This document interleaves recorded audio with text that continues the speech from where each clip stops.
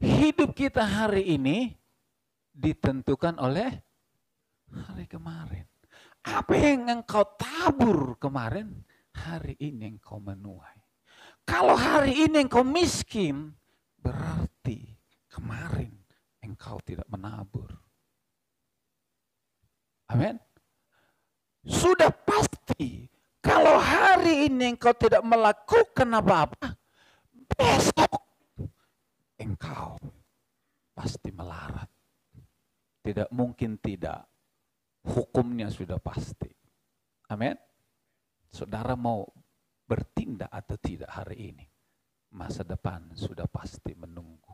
Dan disiplin doa, berpuasa, doa, berpuasa.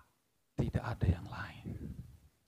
Ketika gereja sudah malas berpuasa, saya percaya gereja akan kehilangan semangat. Gereja akan kehilangan api, saudara-saudara. Karena ketika kita berpuasa, kita sedang mengizinkan Roh Kudus membakar kembali semangat itu.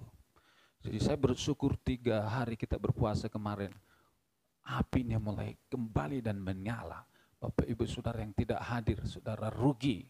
Karena ketika ada kesempatan seperti itu, langsung ambil kesempatan saudara-saudara. Bila perlu jangan hanya ikut, tetapi ambil bagian dalam berpuasa. Supaya apa? Rohmu mengalami terobosan dan kemenangan saudara-saudara. Amin. Di masa depan gereja kita ditentukan oleh apa yang kita kerjakan hari ini. Konsisten doa dan puasa, konsisten penyembahan, konsisten dalam pemuritan, konsisten dalam penginjilan. Tapi kualitasnya saya yakin belum tentu mereka lebih berkualitas daripada saudara. Amin. Karena saudara adalah muridku.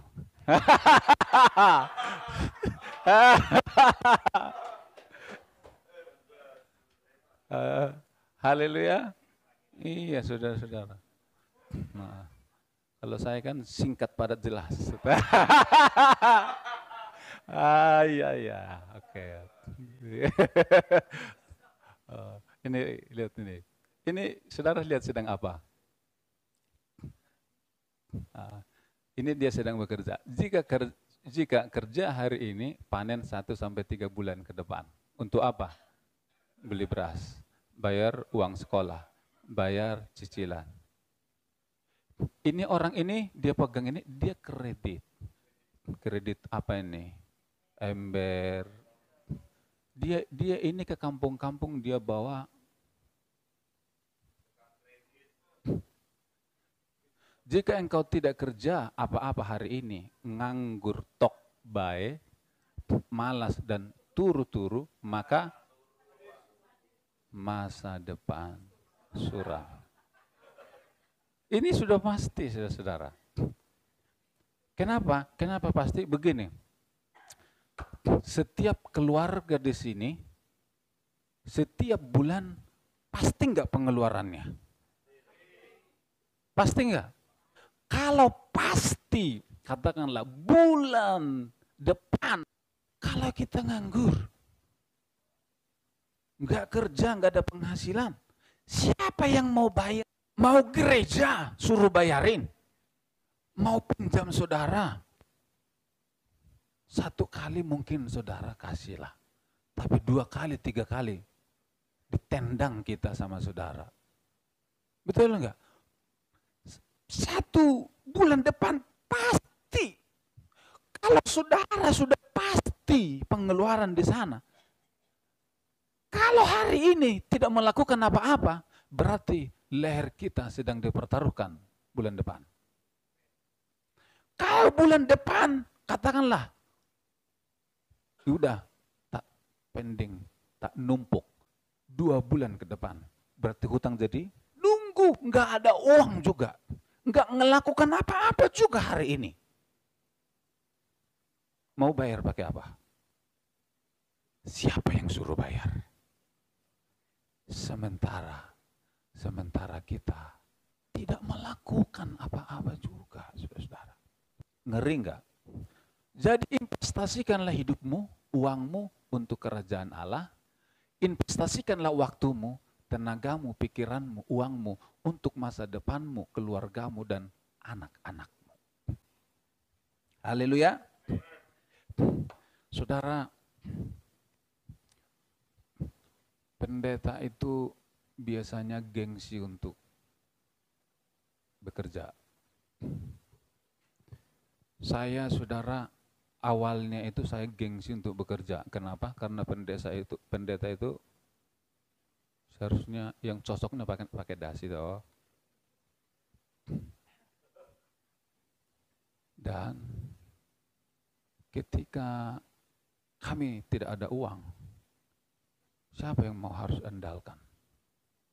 Saya mikir kemudian, saya harus keliling naik motor bawa barang setumpuk di sini.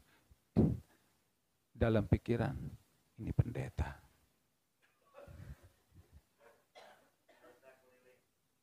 Pendeta ini, di dalam hati ini saya pendeta. Haleluya. Dalam pikiran saya, pendeta yang lain gini enggak ya? Pendeta yang lain dia duduk di kursi ada mejanya, dia nulis-nulis, dia berdoa pakai dasi. Ketemunya orang-orang berdasi, tapi saya celananya sobek. Keren. Iya, saudara. Saya pun dulu punya pendeta gembala sidang, dan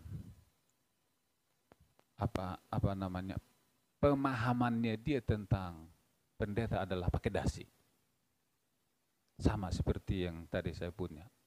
Dan terbukti mereka miskin dan susah. Beli beras enggak ada. Kenapa? Karena hanya menunggu gereja. Akhirnya anaknya makin besar, sekolah, SMP. Kemudian mulai mikir, kebutuhan semakin besar. Anaknya semakin besar.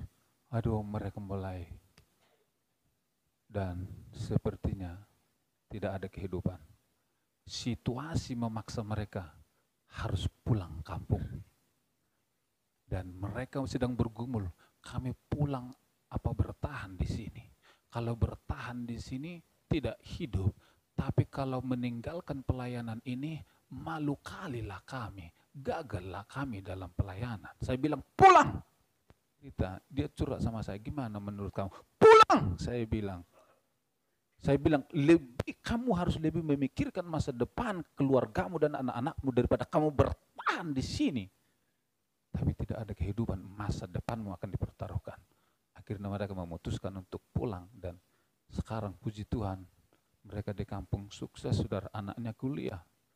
Coba kalau mereka bertahan di sana bisa kuliah. Ada orang yang gengsi, saudara-saudara. Tapi saya tidak gengsi. Saya makan bukan dari apa kata orang. Saya makan dari apa yang saya kerjakan. Kamu jangan malu nyangkul. Walaupun kamu pendeta, kamu jangan malu. Demi keluargamu, demi masa depanmu. Jangan malu. Yang penting kamu tidak berdosa. Wah, itu yang membuat saya semangat. Iya, sudah. Dulu ngomongin tentang saya, pendeta 5M. 5M itu apa itu dulu? Multi level. Saya dulu termasuk suka multi level, bisnis multi level. Termasuk kami punya rumah adalah hasil dari multi level, saudara-saudara. Saya lari ke Moga, saya lari ke Kajen, saya lari ke Bandung, saya lari ke Jakarta mengejar apa? Omset, keuntungan, saudara. Sampai ibadah, tidak ada ibadah. Yang penting saya punya uang. Jemaat kan waktu itu, Ko Andi, siapa lagi, saudara? Iya. Tapi memang seperti itu. Tapi saya janji di hati Tuhan, kalau sudah punya rumah, cukup Tuhan. Rumah itulah nanti jadi gereja. Itu langkah pertama. Makanya di GLA dulu kami adalah ibadah. Langsung ibadah di situ. Amin. Sebelum di GLA di mana dulu?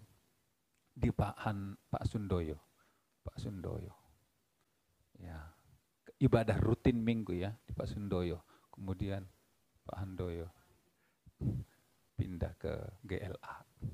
Kemudian pindah ke Koandi.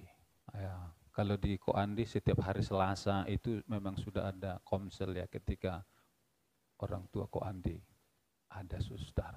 Hidup itu terus berproses, hidup itu terus berproses. Bahkan sampai saat ini sebenarnya saya pingin apa ya, punya usaha yang saya masih pingin punya gairah yang bisa menghasilkan saudara. Tapi saya selalu menguasai. Wes cukup sudah. Itu banyak berdoa sekarang, banyak pelayanan, banyak penginjilan, kunjungan. Wes dari sini aja sudah cukup, saudara. Saya kalau bukan, saya bisa lebih kaya dari saudara. Saya libas semua saudara-saudara. Wes. Ingat umur. Wes tua. Haleluya. Berpikirlah visioner, jauh ke depan. Itu visioner. Raja Wali itu matanya itu mata yang visioner. Beda dengan ayam. Kalau ayam itu dilihatnya ke bawah. Dia lihat apa biji-bijian, ada kotoran, itu. Ayam kan suka itu. Tapi Raja Wali dia nggak tertarik dengan kotoran, dia tidak lihatnya. Tapi Raja Wali itu dia lihatnya jauh ke depan. Kita harus punya mata yang melihat jauh ke depan. 5 tahun dari sekarang seperti apa hidupnya Efraim? 10 tahun ke depan seperti apa? Pasti enggak? Pasti. Tinggal menjalani. Setting dari sekarang. Kemudian lakukan itu visioner. Jika hari ini Anda tidak berani berkorban, bertindak, tidak berani rugi, di masa yang akan datang tidak terjadi apa-apa. Yesus mati untuk menjamin masa depan yang lebih baik bagi kita. Mari kita bangkit berdiri bersama-sama, kita datang pada Tuhan.